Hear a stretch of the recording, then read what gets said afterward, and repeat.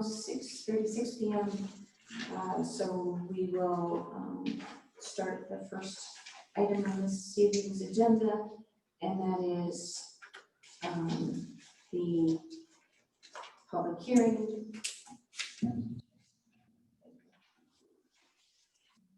So I will call this public hearing to order. For the record, this is a virtual public hearing. We are in the City Hall auditorium. Today is Monday, October 19, 2020. And the purpose of the public hearing is to solicit citizen input regarding a possible amendment to section 75-3 of the Code of Ordinances of the City of Torrington to allow alcoholic beverages on a limited basis at Franklin Street. Before we begin the meeting, Jonathan, do you want to read the legal notice?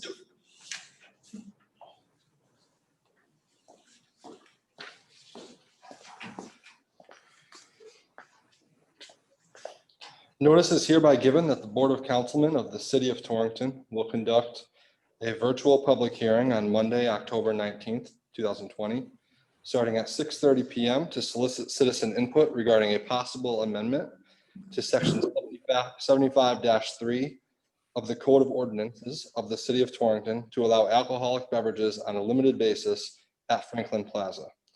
Pursuant to the Governor's Executive Order number 7B, there's no physical location for this public hearing. Members of the public are encouraged to submit their comments in writing to the City Clerk's office before 4 p.m. on Monday, October 19th.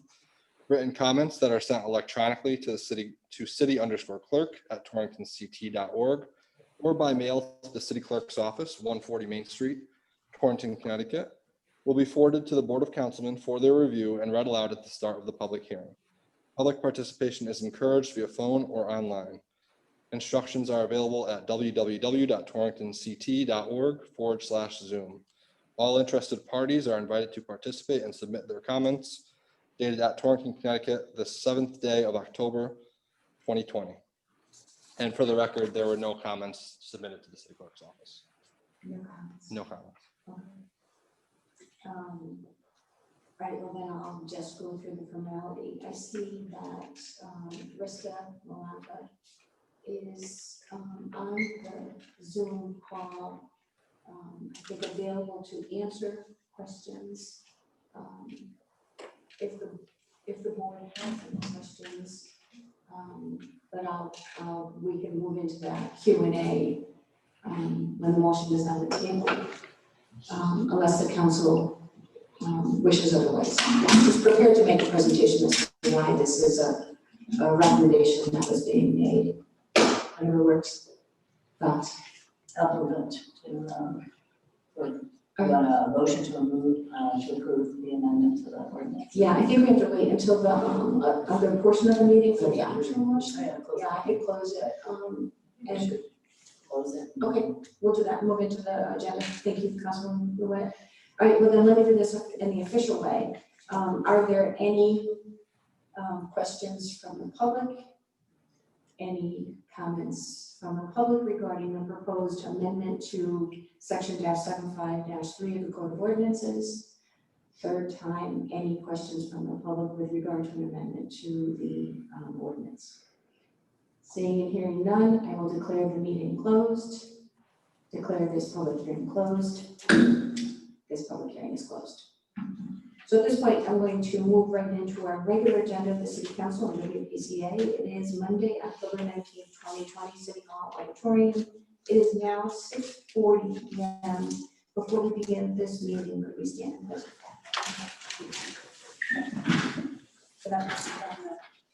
I pledge allegiance to the flag of the United States of America and to the republic for which it stands, one nation, under God, indivisible, with liberty and justice for all.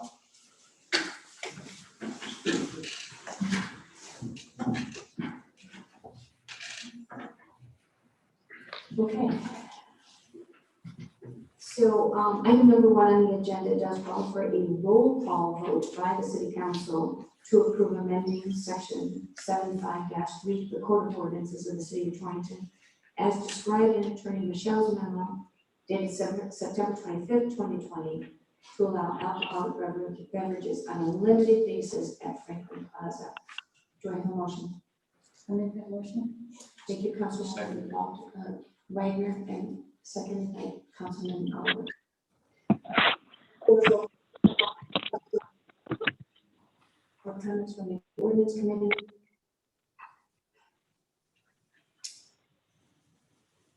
All right, if there are no questions, then I will call the roll call. Councilman Cavanero. You're muted. No, I'm trying. Hold on. Yeah, I vote aye. Thank you. Councilman Walter. Yes. Councilwoman Wagner. Yes. Rubino. Yes. Councilwoman Moret. Yes. And Councilman Oliver. Yes. Thank you. Okay. Unanimously approved. All right, so item 2 on this agenda is, and I'll hesitate this just for the presentation and potential action.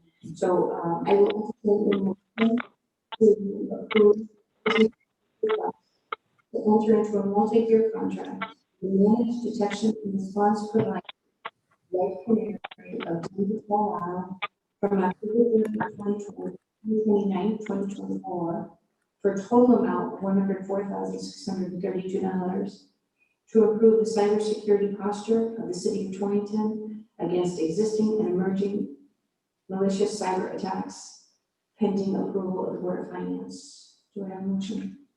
I'll move it. Thank you, Councilwoman Willett. I'll second. Councilwoman Rubino. So, Jerry, do you want to kick this off and then we could share the screen with Red Canary? Sure. The reason why we're looking into this software is in this time with the pandemic and with the election cycle that's going on, there's been an increase of cyber activity. Even though we have tools in place to protect our desktops, from existing, files that may be malicious in nature. The other avenue, the other vector that we see as a concern is the actual processes or actions. And we don't have any tools in place that could help us stop an action that might be undergoing on a machine. Red Canary and their managed service allows us to be able to detect those kinds of activities on our desktops and stop them before something bad happens. Thank you, Jerry. As per the agenda item, this included a presentation that Red Canary is prepared to walk us through what services they provide and why those services are recommended and actually are becoming less state-of-the-art services and more normal day-to-day operation services. So, yes, thank you so much for that introduction, Jerry. I appreciate that. So I am Sarah over at Red Canary. So very nice to meet you all. Thank you for allowing me to present today. Just want to double check and maybe Jerry, you can confirm, can everyone see my screen? Yes. Yeah. Okay, wonderful. So this will just be a quick rundown of what you would anticipate to receive from Red Canary's platform and service. I'll run through this.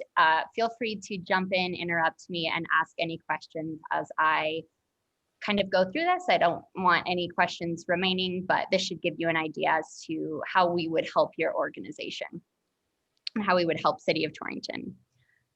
So just to kind of add on to Jerry and what he was speaking about, yes, like the unfortunate fact is, as far as like the threat landscape, it's continuously evolving.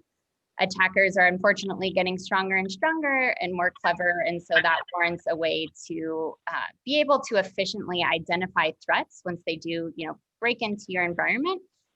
So one, efficiently identify them, right, of course, and of course, be able to respond and take care of these threats. So that's kind of Red Canary's goal. What we see as a problem with, folks like City of Torrington or other customers that Red Canary works with is folks will come to us with software in place that is supposed to help them see everything that's going on within their environment, right? There's a lot of tools available to help you be able to see and view the processes that are going on within your environment or across your endpoints. And when I say endpoints, I'm referring to computers, servers, laptops, workstations, really the machines that have the most valuable information, right? The problem is when it comes to those like City of Torrington, right? Usually it's a pretty lean IT security team, and that's just the reality of it. And with these visibility tools that allow, you to see everything that's going on, it's near impossible to manage, and it's near impossible to efficiently identify threats that matter within your environment because of all of the alerts that it tends to generate. So Red Canary's goal is to come in, help your team identify those threats fast and get them taken care of.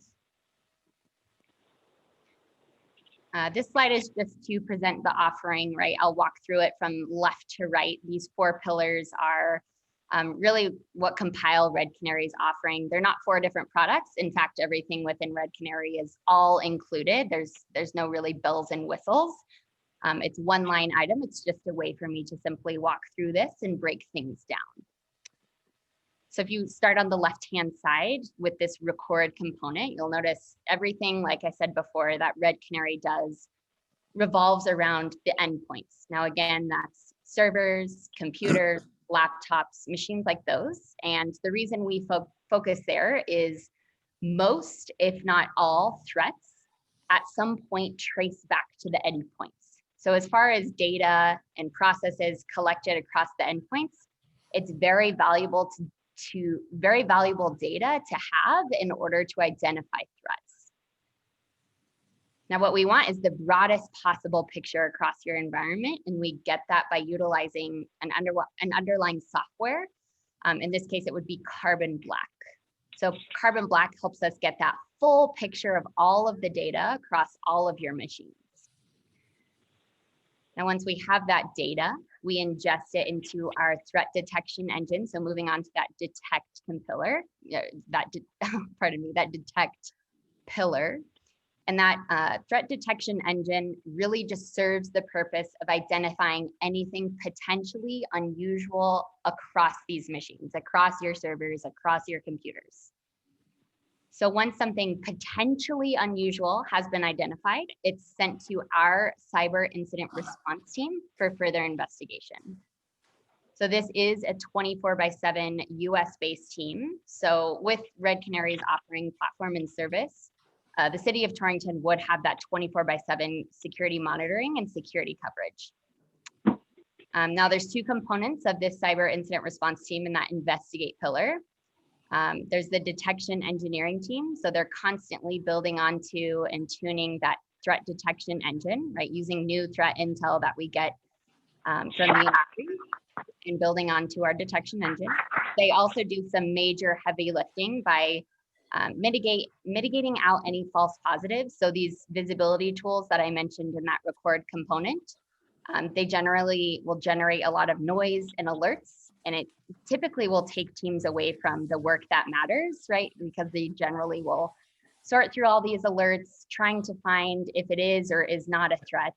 Our goal is to mitigate out all of the things that don't matter and find the threats that you need to be aware of. Now, with that being said, once a threat has been identified, we craft a whole report and a timeline around that threat, written out in plain English so that Jerry, the IT team, knows exactly what's going on so that efficient action can be taken place. Now, the other really important component of this CERT or Cyber Incident Response Team is our incident handling team. So super important for City of Torrington, especially for Jerry, being that he's like an IT security team of 1 or 2 here. So every single customer over at Red Canary is assigned a named incident handler, which really is just a security resource for folks like Jerry to constantly be able to reach out to. So again, everything within Red Canary is included. You can reach out to the incident handler whenever you would like, but really this is just a security expert for your for you to reach out to. So they can consult on the Red Canary platform, any threats that have been identified. They can consult on any other security tools that would be potentially useful to bring on. So they can really act as a type of security consultant. And again, there's no professional service hours. So you'll have their email, their phone number, reach out to them whenever. It's not an additional cost.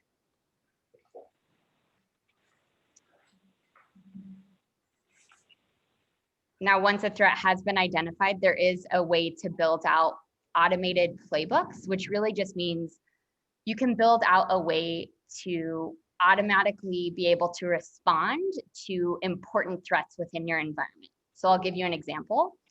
If a really high severity threat comes in after hours, say after 5 p.m. and before 8 a.m. the next day, you can have a playbook built out so that a threat is immediately taken care of, so that people aren't having to wake up at 1 a.m. to dig through an alert. Rather, instead, a high severity threat has been identified and it's immediately responded to. So there's not a chance for an attacker to get data or kind of rummage through your environment. Rather, it's all been prevented via this automated action.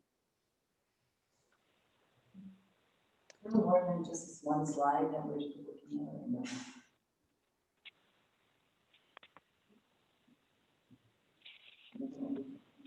Yeah, there's more. Oh, Sorry, was there a question? No, the question was, we're looking at the same first slide, which just shows the all-inclusive services, yeah. So Yeah. we're still on that page, but Yes, exactly. Yeah, this was just kind of showing the workflow. So moving from record to detect to investigating threats to responding and remediating and getting those threats taken care of. So that's the workflow of Red Canary. And this is really the last slide, and it's just to give you a snapshot of what Red Canary is doing. So you'll start on this left-hand side and you'll see, you start with that underlying EDR software, which is Carbon Black, which I had mentioned before. You could expect, on a monthly basis for that software to collect somewhere around 216 million telemetry records, which really in plain English means it collects a whole lot of data. It's incredibly difficult for lean IT security teams to make sense of that data efficiently. So where Red Canary comes in is we ingest that into our threat detection engine. We suppress out events that don't matter. Our cyber incident response team further investigates anything that's potentially unusual, so they come in. So on a monthly basis for an environment of your size, for city of Torrington, this is based on what we see on a monthly basis, you could expect somewhere around 5 detections. And of those 5 detections, you could expect or anticipate one of those to be a high severity attack. That's kind of what we experience from our customer base.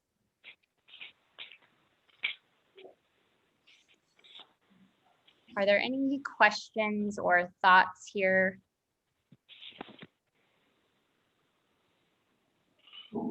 no, we're not hearing any from the board I yet. think I have a question more towards Jerry after the presentation.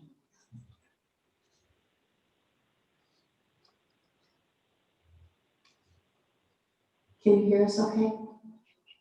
Yes, so you had a question on the implementation? No, I think there are probably more questions that will be directed to Jerry than to Red Canary and hear what services are provided. Understood, gotcha. Well, if I could take care of anything to help Jerry out now, I'm certainly happy to do so. But if that's better for a later time, then that's great as well. So hang on there. The only thing I wanted to add before I open this to the board's discussion, Jerry, as we heard in the beginning of the presentation, it was discussion about any infiltration or cyber attack usually starts from the endpoints. I think it would be helpful for the board if they understood how many endpoints we have and the various departments that are impacted by our IT services here in the city. Well, we have probably in excess of 300, endpoints that are in play right now. Not all of them are being used, every day. Some of them are laptops, for instance, that might be, stored away for remote use when necessary. But if every full-time employee has an endpoint, between the fire department, police department, all the other departments, water pollution, senior center, park and recs, every department in the building. This software would go and be implemented on each one of those endpoints. As far as the endpoints are concerned, the types of risks, can be in something that comes in through email, something that comes from the or thumb drive rather. And we want to be able to manage, be able to oversee what's happening on each of those endpoints, all the time, and try to catch anything that might, start to happen before it manifests itself. Yeah, so just to give a little insight, when we talk about the departments, because here in city, it goes beyond city hall and these four walls. We're talking about the street department, parks and rec offices, police department, fire department, WPCA, senior center. The fact that our system interfaces with LCD, which we're going to dispatch, Right. and our financial software is shared with the Board of Education. Those are all of those opportunities that present themselves for a greater risk of infiltration or some form of attack. And those are, I think that's important for us to have in perspective when we talk about, why isn't it possible for a three-man IT department to provide all of this coverage and all of this surveillance. I think it is just important for us to remember that is the network that we're working within. So at that point, I'm just going to turn this over for questions from the board. There's no question of the need. Really, mine is the question really why Red Canary? Were we able to go out to bid? It's a 4-year contract, over 100,000. Just curious, Jerry, it is a company you've already worked with, and they're just expanding it. It's a company that we're working with right now. Do you have a history with the company, or? For the past, 40 some odd days.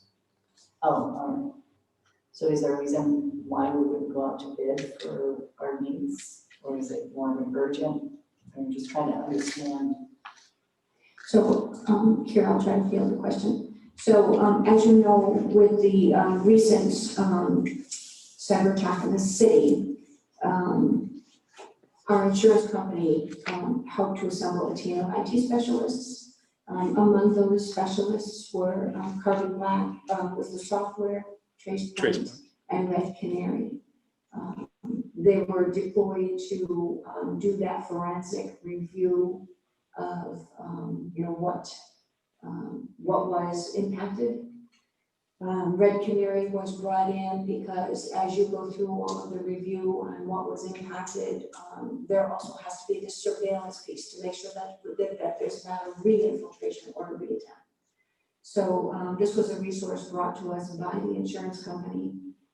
As Jerry stated, they've been working with us on this for the past 45, maybe 50 days. Probably close to that now. Yeah. Yes. And then I asked Jerry when the question came back to us. I mean, obviously, we want to do is make sure that we continue to be an insurable entity. We want to demonstrate that, what happened, what did you do to respond to it, and what are you changing going forward to make sure that we're not at greater risk of this reoccurring. So I asked Jerry to do the research and do some cost comparisons. If you want to just share a little bit of. Yeah, so we looked at a couple different types of solutions. We're a Microsoft shop, so we use the Windows operating system for our desktops, use it for our servers. So we enter into to an enterprise agreement with Microsoft for all that licensing. And part of that agreement allows us to take advantage of tools, for antivirus and for system protection.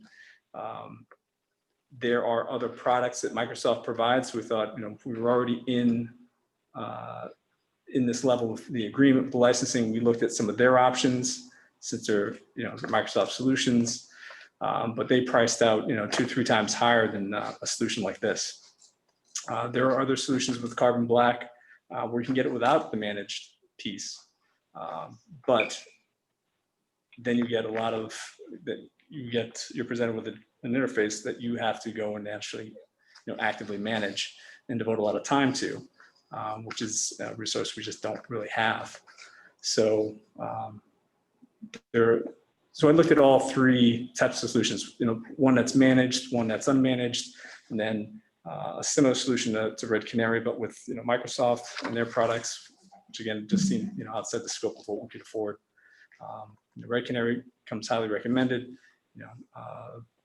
So we were happy with the service that we had, started. We were, working through, as we worked through this process, we wanted to, we like the idea of having some continuity, especially with a vendor that, has been performing well. No, I appreciate it. You coming for a 4-year contract, but I appreciate the explanation, and it certainly seems like you've done your due diligence. This is like a foreign language to some of us. When I talk to my IT person, I lose her after the first 5 minutes.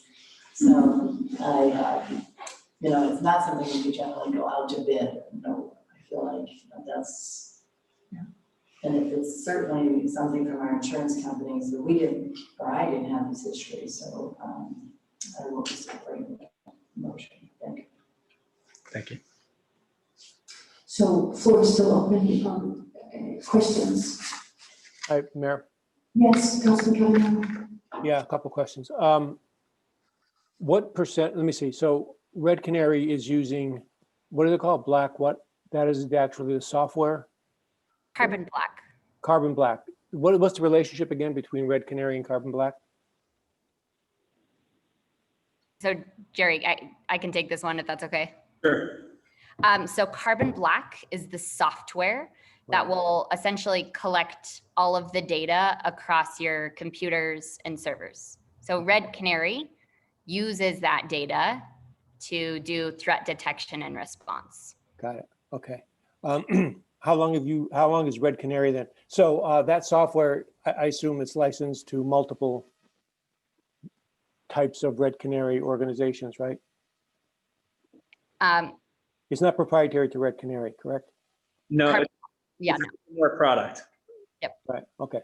Carbon. So, yeah, so my question just is, again, as a city councilman who, I don't know anything about your track record. I know Jerry and company I understand how you came into this position via the incident that occurred several months ago. And I just, how do I say this? Let me just ask you in a broader based way. How long has Red Canary been in business? sure. We've been in business for 6 to 7 years at this point. And to just provide a little more clarity, we actually spun out of the same company incubator as Carbon Black. And we have both companies have a deep incident response background. Okay. And what percentage of your business is a public enterprise like a city versus private corp? That's an interesting question. Jesse or Sarah, do you guys know that?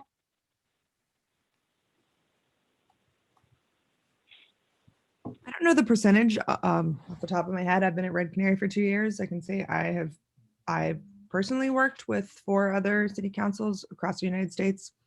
We can get more specific numbers for you if you're interested. I can tell you that 40% of our customer base is around your size of an organization. So around 40% has a very similar environment to your organization. Meaning it's a municipal organization? When you say organization?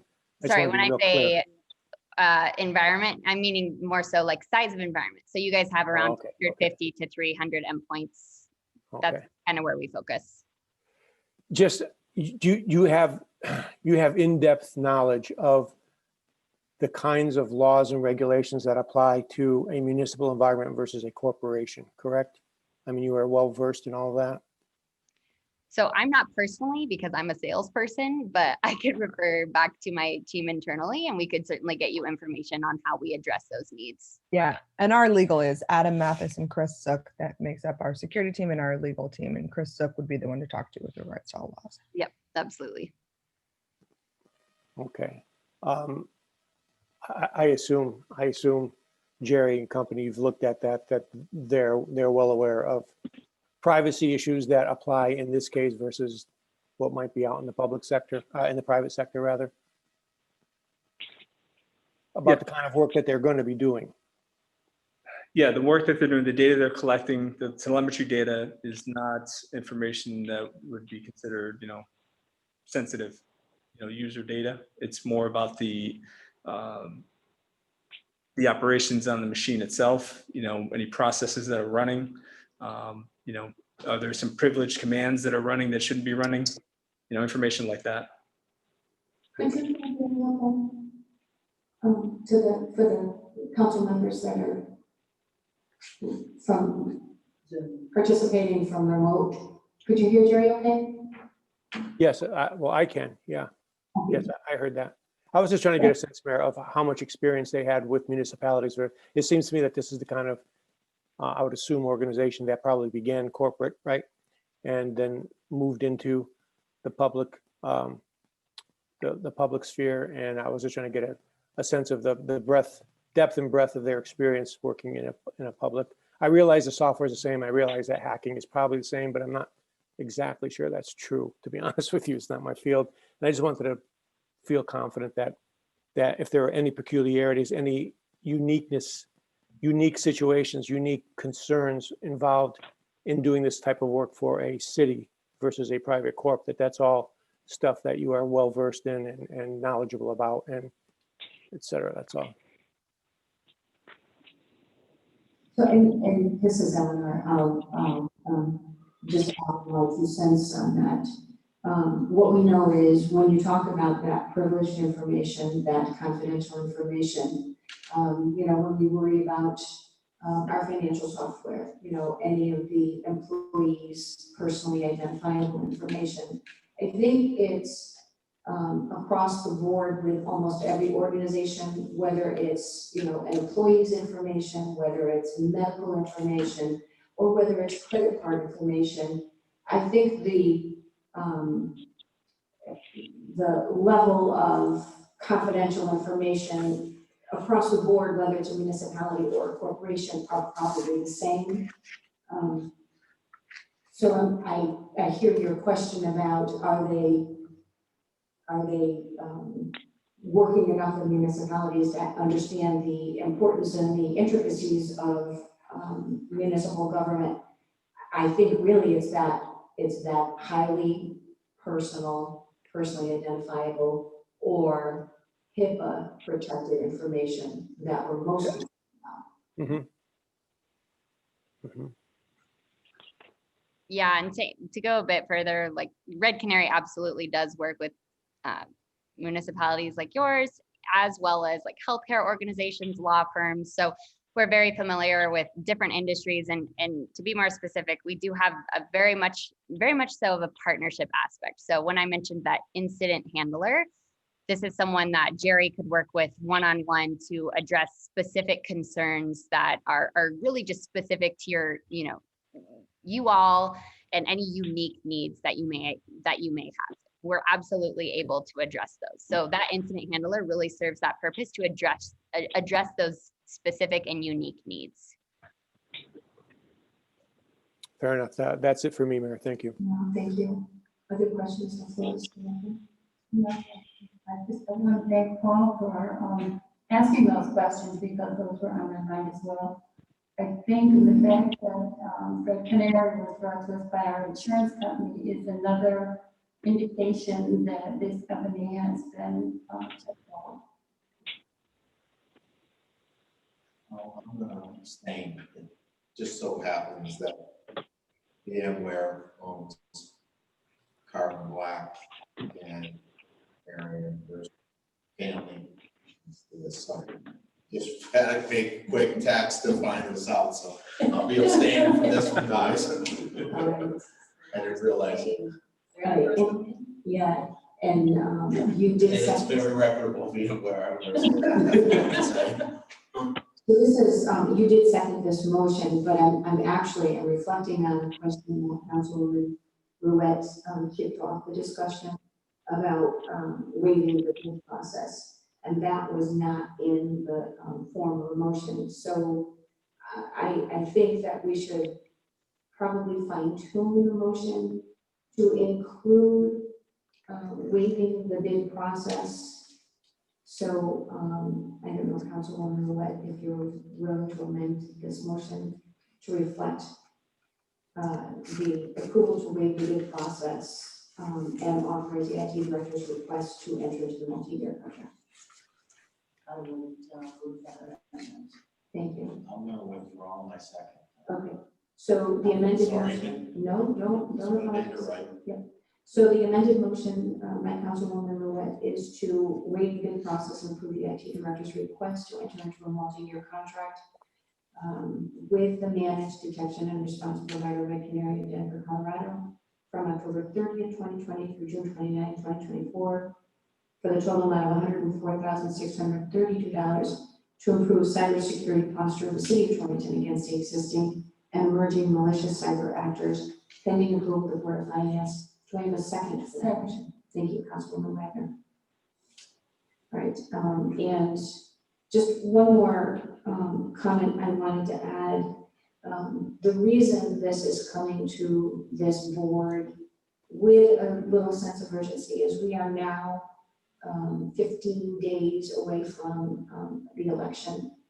And with so much of heightened awareness of cybersecurity throughout the election process, with so much of the information flowing to and from the Secretary of State's office, we felt that this was a gap that we couldn't afford to not fill before the election.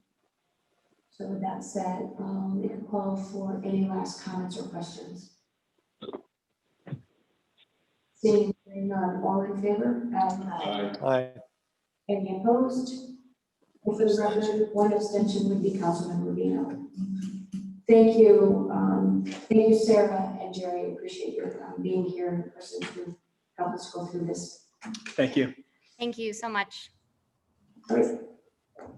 Then moving on to item number 3 on the agenda, I will entertain a motion to approve the minutes of the public hearing held on October 5th, 2020.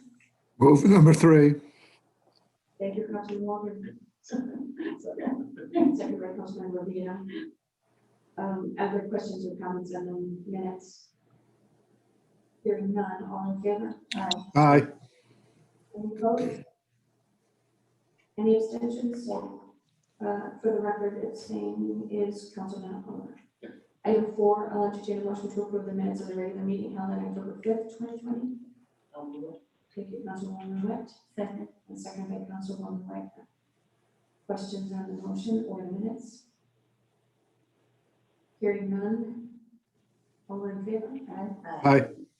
Any opposed? Any abstentions? One. Nothing. Councilman Walker. Cindy. Item 5, I'll entertain a motion to approve the mayor's appointment of John Bates Jr., Jane Baker, and Thomas Kalinowski as regular members of the Inland Wetlands Commission for 3-year terms expiring in 2023. So moved. Heard Councilwoman Wagner and heard second by Councilman Waldron. Questions on the motion? Hearing none, all in favor? Aye. Aye. Any opposed? Motion carries. Item 6, I'll entertain a motion to approve the mayor's.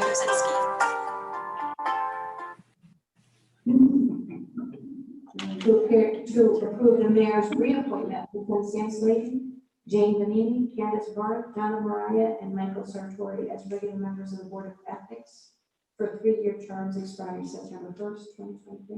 Move 6. Thank you. Second. Second by Councilwoman Ruette. Questions on this motion? Hearing none, all in favor? Aye. Any opposed?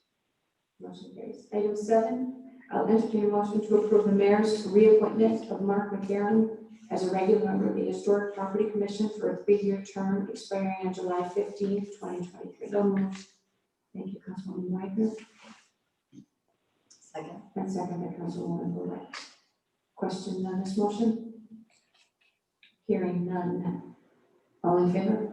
Aye. Any opposed? Item 8, I'll entertain a motion to approve the mayor's reappointment of Zachary Lang as a regular member of the Economic Development Commission for a 5-year term expiring February 9th, 2025. Thank you, Councilwoman Gordon. And second by Councilwoman Rubio. Questions on this motion? Hearing none, all in favor? Aye. Aye. Any opposed? Motion carries. Item 9, I'll entertain a motion to approve the mayor's appointment of Patricia R. Cienega as a regular member of the Cultural Affairs Committee to fill the remainder of a 4-year term expiring on December 31st. So moved. I Waldron. heard Councilman Rubino, I heard Councilman Waldron. Any questions? Hearing none, all in favor? Aye. Any opposed? Motion carries. Item 10, I'll entertain a motion to consider business by the ordinance subcommittee. Thank you, Councilwoman Wagner. And second by Councilwoman Lewitt. Turn it over to the chairman of the ordinance committee. Anything? What I'd like to do is probably roll this into B. Okay. Because there was no other actions taken tonight, but to kind of ask for the council's input going forward, to give their input to our city attorney, to Beck, so he can put together a noise ordinance, so the next time we meet, we can have something through the ordinance committee. We'd like to feel with, what your input is as far as, there are different, I'd like you to look into it, and there's different ordinances that deal with decibels and some that deal with more of a nuisance of noise areas, and it's I'm sure Vic can explain a little bit more, that it's a little broader than we think, and I'll let him take it from there. Well, correct, there is, first of all, it's gotta be approved by, the Department of Environmental, DEP, number one. And there's a number of ordinances throughout the state that we can use as guides. I think we need to define what we mean by noise. What kind of noise are we talking about? What's the source of the noise? What level of noise are we concerned about? Those kinds of decisions. So there's a lot of decision making that goes into the making of the ordinance. So I'm hopeful that we'll at least some guidance for the next, at least by the next council meeting or the next meeting of the ordinance committee, just to get us started. But it is a little bit complicated. That's why maybe if we can get some input as to what the council really seeks to do. What's the objective of the ordinance, I guess, that we want to achieve would be very helpful. And then we'll see if we can put something together for a public hearing. And I thought as a committee, the subcommittee brought it to this was more of the public nuisance portions of it. The noise is one thing, but if it's supported by certain groups and stuff like that, where, that comes available, but the public nuisance where you're in neighborhoods where there is noise that is affecting the health and welfare of those neighborhoods. And that's what we're looking to go in somewhat in that direction. Gotcha. My own opinion is that it's the same as what Frank is saying. I think things like fireworks that are happening, we've got them all year round now, not just on the 4th of July. Loud machine noises before, 7 or 6 in the morning that some people have complained about, mowing lawns too early or something like that. But I think if you have a ball game or an event going on, there's going to be noise happening with that, and I think that should not be part of the noise ordinance. until I look at concerts in Morris where people have been very upset about those concerts. So it's very complicated. I think we have to look at ours. There's certain things that should not be considered a nuisance. Some people may decide to use it as an argument against someone or something they don't like. So we do really be careful with this.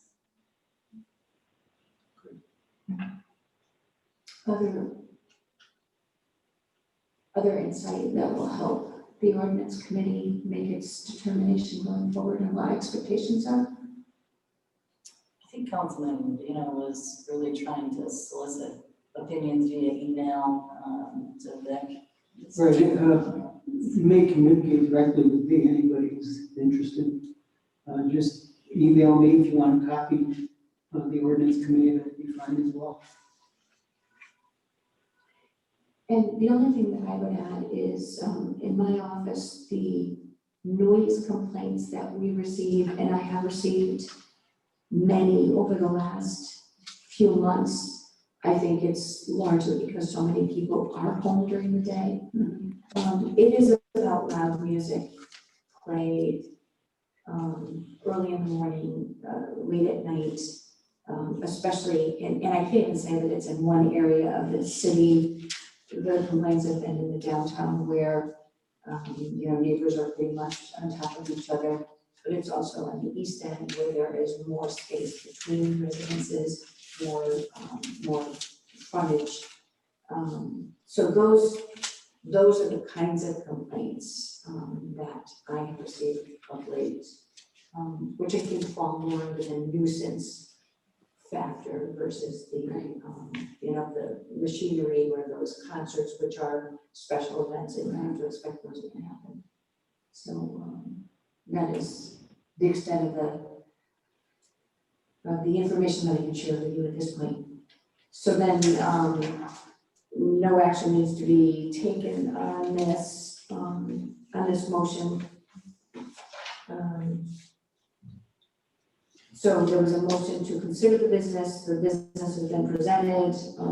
I just will close this out with, all in favor. Thank you. Any opposed? Motion carries. So anybody want to send information or request or insight to Corporation Council and filter its way back to the ordinance? Okay. Very good, thank you. No, helpful, thank you. Item 11 on the agenda, I'll entertain a motion to approve the fiscal year 2019-23 transfer requests and budget amendments described in the city controller's memo dated October 6, 2020, pending Board of Finance authorization. Thank you, Councilwoman Lewis. Second. And seconded by Councilman Levino. Are there questions on the memo or the transfers? Hearing none, all in favor? Aye. Aye. Item 12, I'll entertain a motion to accept the financial reports relating to the 2019-2020 bonded projects. I'll move it. Thank you, Councilman Martino. And seconded by Councilwoman Wagner. The floor is open for questions. How we doing? Only question I have. We're doing good. Okay. We're doing fine because bonded projects, as you know, are primarily the payment management. And I don't know, I see Ray Drew is on. I don't know if there's anything that you wanted to add, Ray. Not at this point, Mayor. Thank you. Okay. Yeah, we're moving along, the city engineer, I assume Paul's on the call as well, on a weekly basis is providing a list of what projects are moving forward, where they are with those projects. I would say we're being very fiscally responsible with the bonded funds that are being made available so that we can keep our program moving forward. And those weekly reports are really valuable. I shared those with a few people. Thank you, I agree, yes. All right, if there are no other questions, I'll call the motion, all in favor? Aye. Any opposed? Motion- Item 13. All in favor, motion to, oh, okay.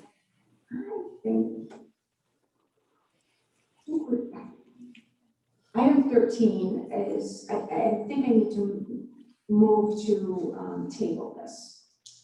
I know I had Rista on the call. And there was a little more information that she wanted to pull together, but more importantly, probably provide you with some information in advance of the meeting. So I'll just, at this point, entertain a motion to table this item 13. Thank you. Councilman Oliver, seconded by Councilman Rubino, all in favor? Aye. Any opposed? Motion carries. Item 14. I'll entertain a motion to accept the recommendation of the Parks and Rec Superintendent to award the number SP 200-092820 for the William L. Benson Municipal Spray Pad to Construction Services of New England from West Simsbury, Connecticut, for a total amount of $409,000 with funding from the Bessie Trust and Recreation Account 200.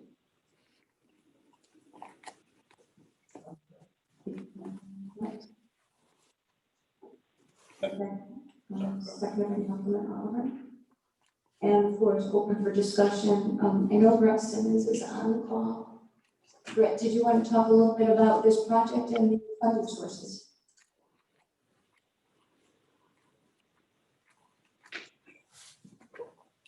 Yes, can you hear me?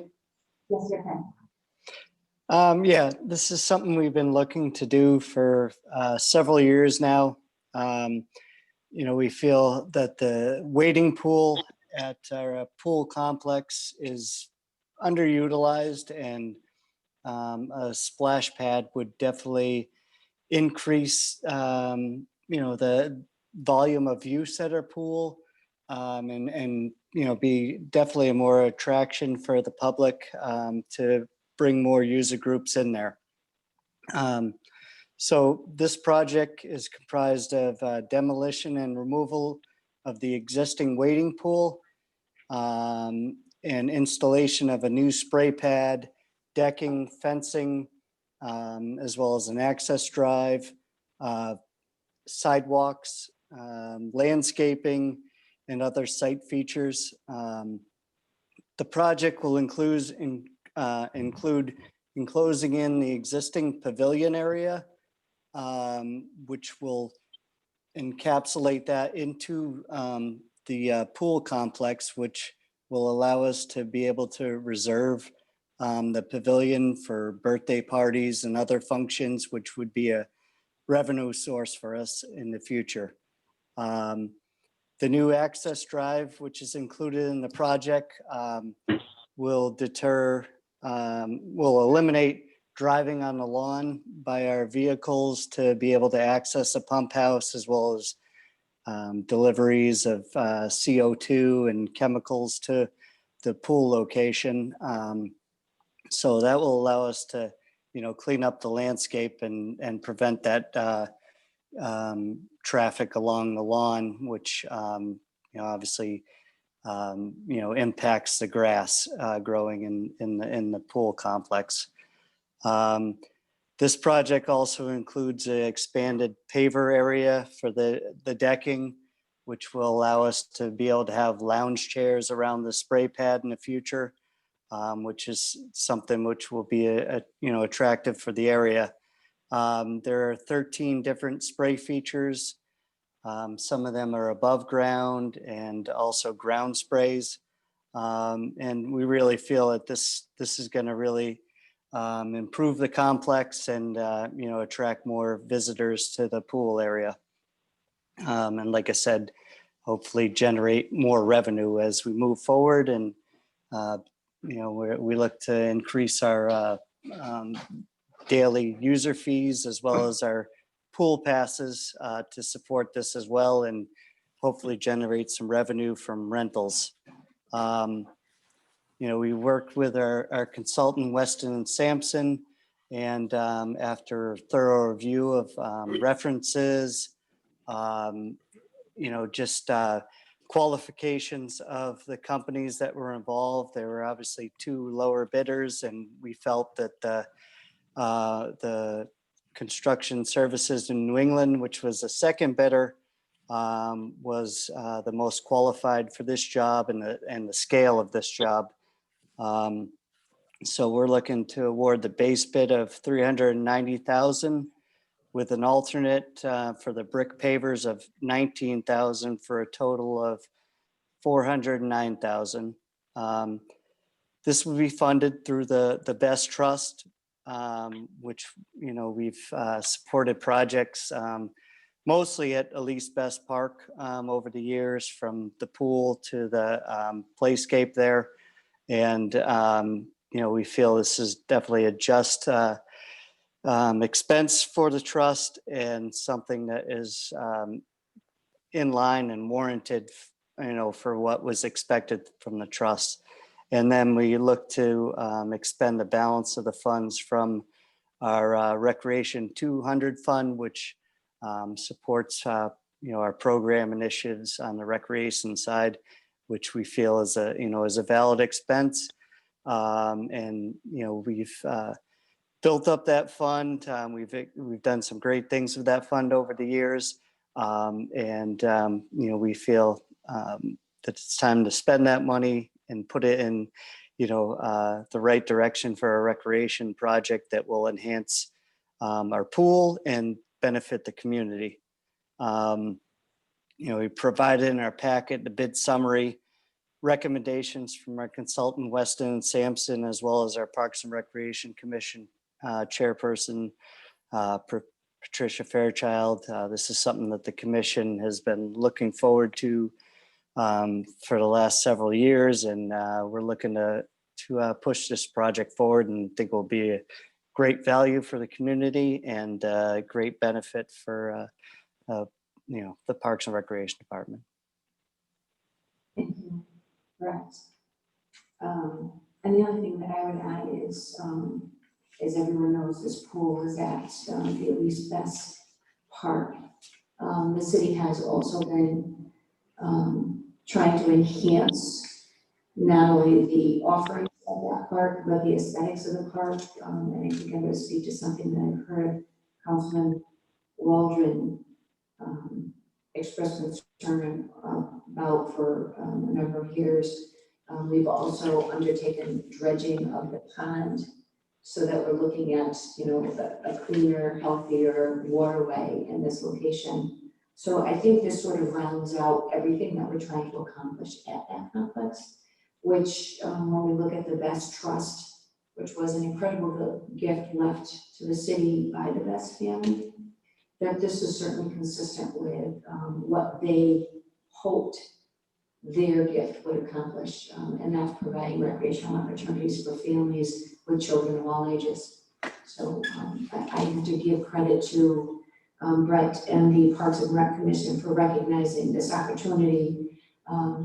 It's rare that you want to take your 2 or 3 or 4-year-old to a wading pool. I think they mostly want to go to someplace that's a little more interactive and a little more sanitary. So great work on the part of the commission. Questions from the board for Brett on the motion? Just commendations to Brett and the board for going through this project. I know a number of young families in town will so appreciate this. And it's another step towards keeping our families here and showing them what wonderful things we have in our community. So thank you. Thank you. I'm actually going to echo that comment. I feel I work in Britain, and I have to say the city has actually invested an incredible amount of money and resources into their park system. Most recently, I think it's the Walnut Hill Park. But any investment in our parks, I think, is also attractive to people within the city that live here, and hopefully help with our overall. The schools are important, but I think parks are important as well for good recreation. So thank you, Brett. Other questions from the board? I mentioned the parks for Park and Rec Commission for being so diligent in moving this forward. I also just want to give a shout out to Glenn Drew, because when I talk about the dredging of that pond, and again, I'm going to just throw an aside to Councilman Waldron, who has to drive by that pond every day in this way to work. That was also something that we were always, putting off. It was difficult to find the resources. So I have to give credit to Ray Drew for finding a way to get that done. It's an important asset to that complex. For those of us that remember ice skiing, or being able to do, a little bit of a fishing derby kind of thing there. So grateful for the work that Ray Drew has put together to make sure that that is happening. And that is a multiple year project. So all progress. Any other questions from the other council members? Hearing none, I'll call the motion. All in favor? Aye. Aye. Motion carries. Item 15, I'll entertain a motion that City Council, here in the Water Pollution Control Authority, to accept the recommendation of the WPCA Administrative Manager and Purchasing Agent to waive the city's bid process for the purchase of one John Deere backhoe for to Sourcewell NJPA contract to WI Coal Company of Wallingford, Connecticut, and it's on $138,201.96, and authorize the mayor to act on behalf of the city regarding the execution of the contract and its administration. Thank you, Councilwoman Marker. Thank you, Councilwoman Willett. Questions? I think I have everybody here or online. If there are questions on the motion. No, I don't like to leave the bid process, but, Neil usually has an explanation of why. Will you talk a little bit about this and while we're waiting the bid process? I can't hear that.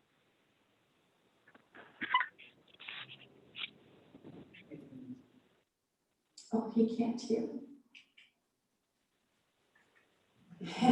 So anti-Z is going. Yes,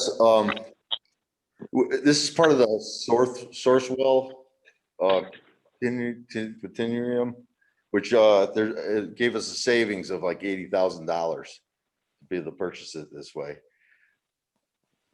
Also, it was in line with the kind of machine we were looking for down there.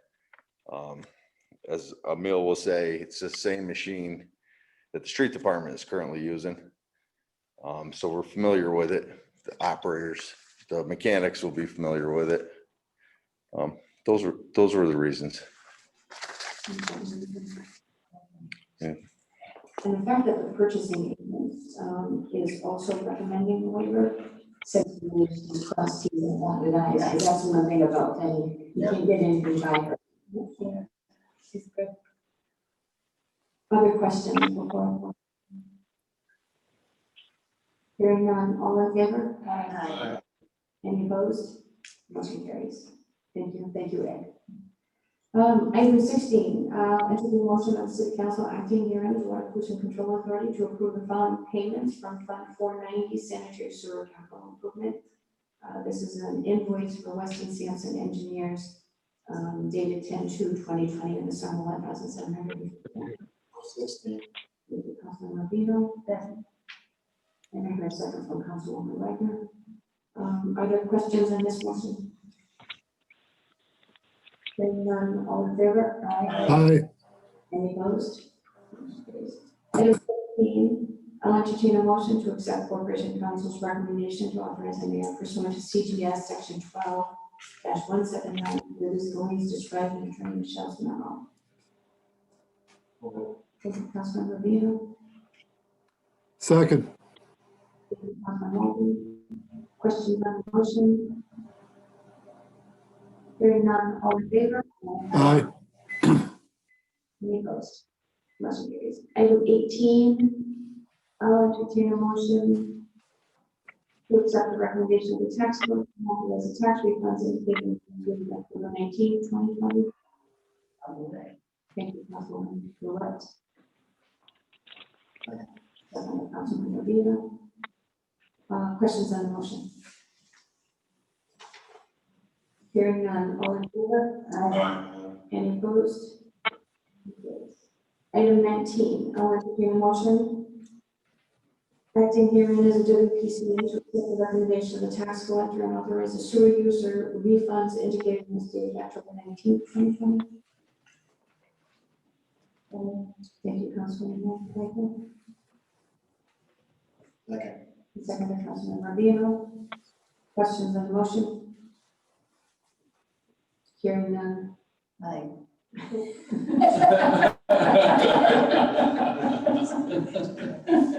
I'm the gate early. I'm sorry, you heard one aye. All in favor? Aye. All right, item 20. I'll entertain a motion to accept the department's reports for August and September 2020. Thank you, Mr. Wagner, and second by Councilman Rubino. Questions on the memos? Or comments?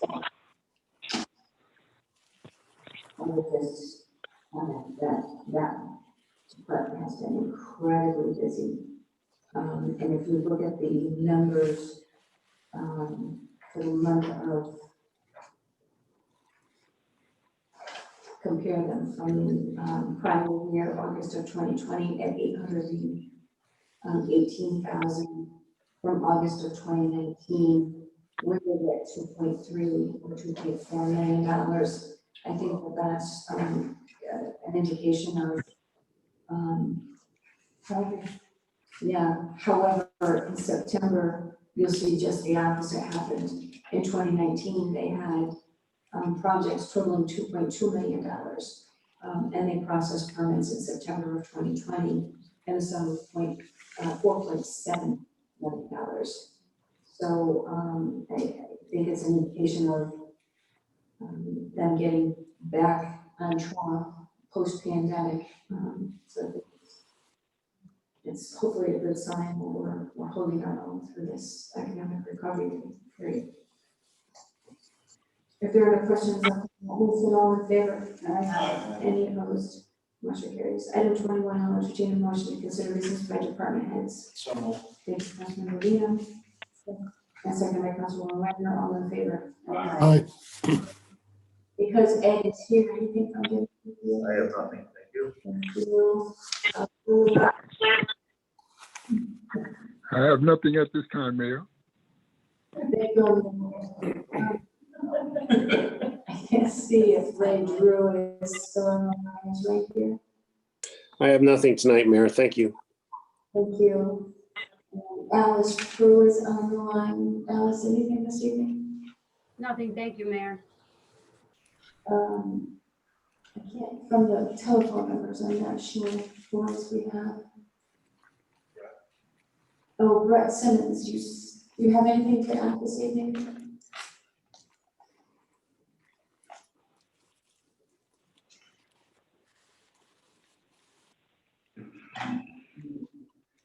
No. What I'll do is, Mayor, can you hear me? yes. Sorry, my screen was locked. Yeah, I just wanted to note that we have our drive-through trunk or treat event this weekend on Saturday from 4 to 6 at the Torrington Middle School. Just trying to establish our event in a safe manner to keep the tradition going, to provide something for the community. So we hope that everyone comes out and joins us. We have, I think, 14 to 15 participants in the trunk or treat event. We'll have some Halloween themed music, and we hope it's going to be a great, safe community event. We have all the safety protocols in place, and we're looking forward to it. Thank you, Brett. I'm sure the council members are probably going to start getting questions about what our plans are for the holidays. So maybe another meeting, we could just do a quick rundown of what expectations are for opening Christmas goods safely and any of the other holiday events that we've been trying to work our way through. All right. Yes, we are going to be doing something a little bit different for our traditional light up Main, and plans are in place for that to still be able to light up the city of Torrington, and provide a great city with a great light display. But obviously, it's going to be a little bit different this year to not have the crowds and gatherings that we normally are used to of overwards to 1,000 people. So we're working with the Christmas committee, and we'll have some information coming forward. We're working on plans for Christmas Village. Again, that's going to be something that is different and something that we're not normally used to, but with 73 years of tradition, we're going to try and find a way to make that happen through reservations and, definitely a different system for the way our visitors, come through Christmas Village. But we're working on plans for that right now, and trying to roll that out so we can provide that great tradition for the city of Torrington. Thank you, Brett. Jonathan, anything from the system? I just got a quick update on the ballots. At the end of the day today, before I come up here, we were at 4,873 absentee ballots issued. And at this point, 3,030 of them have been returned. So we noticed for a while the amount issued was significantly higher than the amount returned back. Those numbers are starting to level out now that people have had time to fill them out and put them in the mail. So, and that's well over the last presidential election. There was only about 1,000 absentee ballots returned in 2016. So we're on pace for at least 4 times that, maybe 5. Yeah. All right. We'll move into item number 22. I'll consider the motion to consider business by the mayor and members of the city council. So moved. Second. Councilwoman, all in favor? Aye. Any opposed? Starting Samantha with Councilman Roberts. I have nothing to see here. Thank you. Thank you, Councilwoman Roberts. Continue to, receive information on Ms. Pearl, which is concerning. Our understanding was that they would need to come to the city for either a tax abatement or have that power.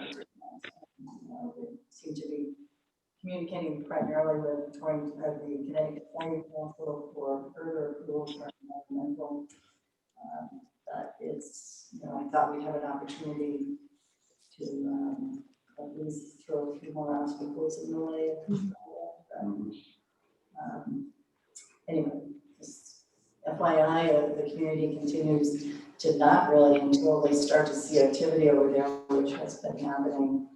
People are still wondering what is happening. So it's too bad we're in this environment that we want public opportunity to.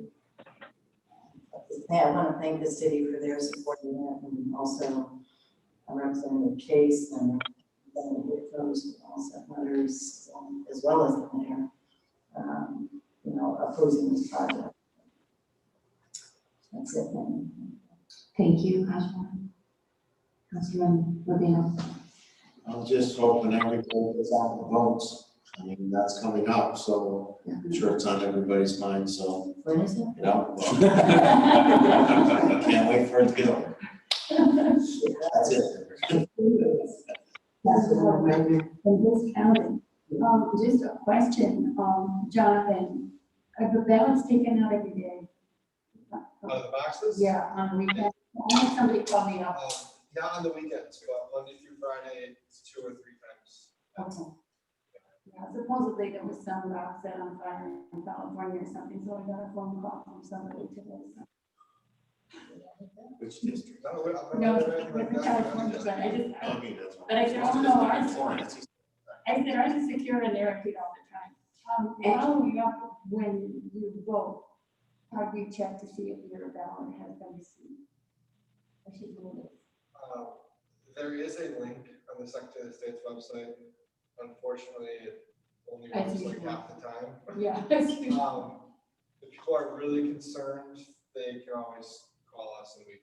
I'm going to say that, but I want to see. Our office is pretty, I mean, I can't remember what time we've been this, Oh, no, so no. it's, That's why I didn't. I would suggest not calling us.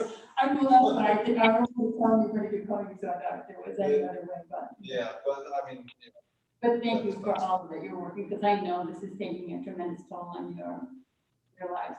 So thank you. Yeah, I have nothing else. I did listen into the minutes for the Board of Public Safety the other day, because as you know, I've gone to those meetings so often. And I miss seeing Welcome 40 up there, but it's so nice to see Greg Coxwell back in a position like that. That's really awesome. And I appreciate all the work our fire department has done for COVID and our fire, police, fire, Trinity, everybody. We have really done a lot of this, thanks to the officials that we have and the mayor as well. I think that we can make a public statement, thank you for all that they're doing. So, thank you. Councilman Candela, anything this evening?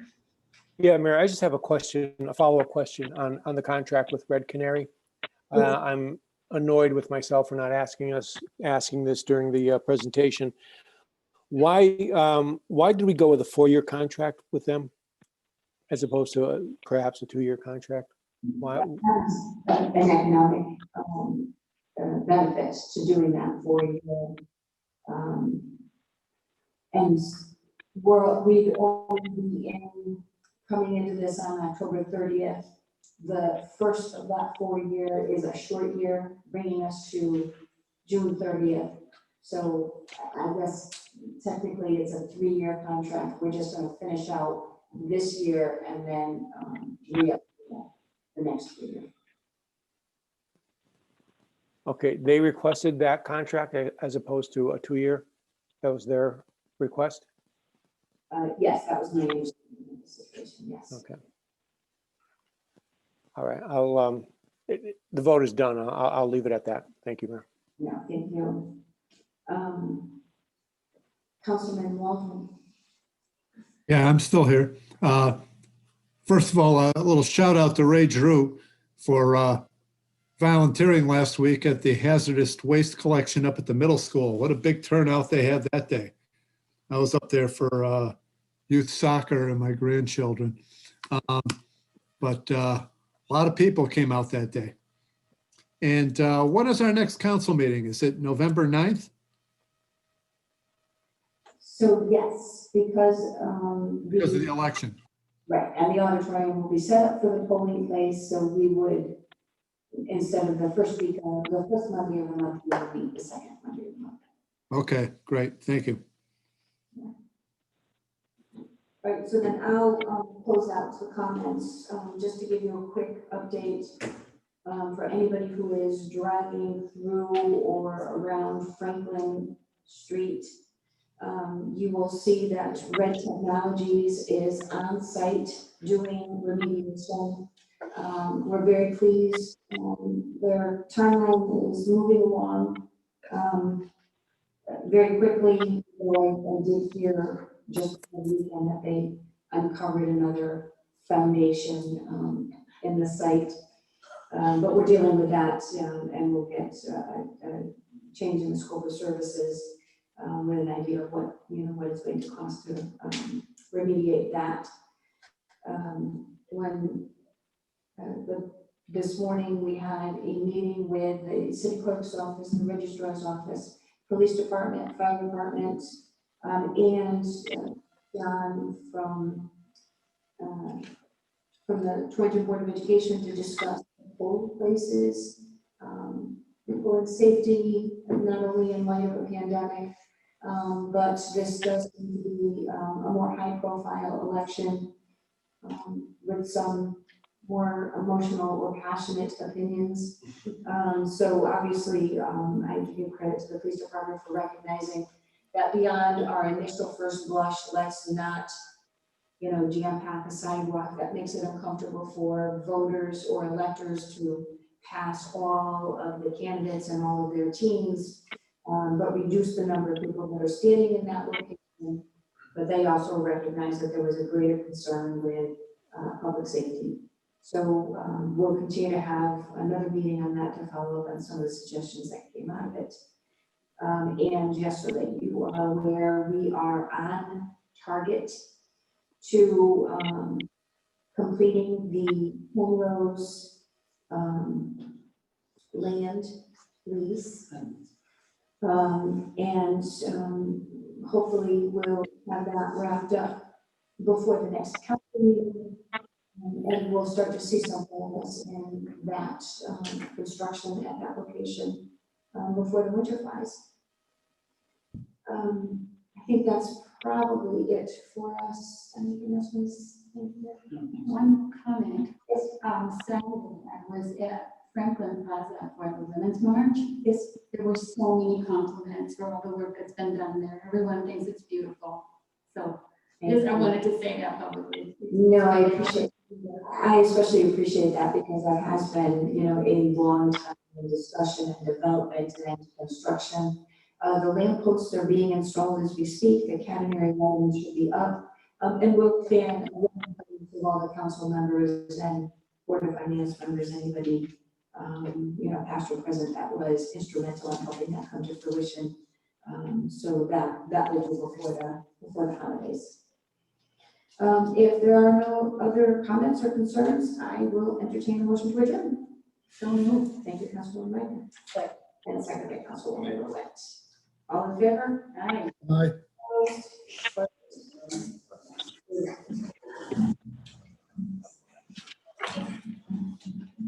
Opposed?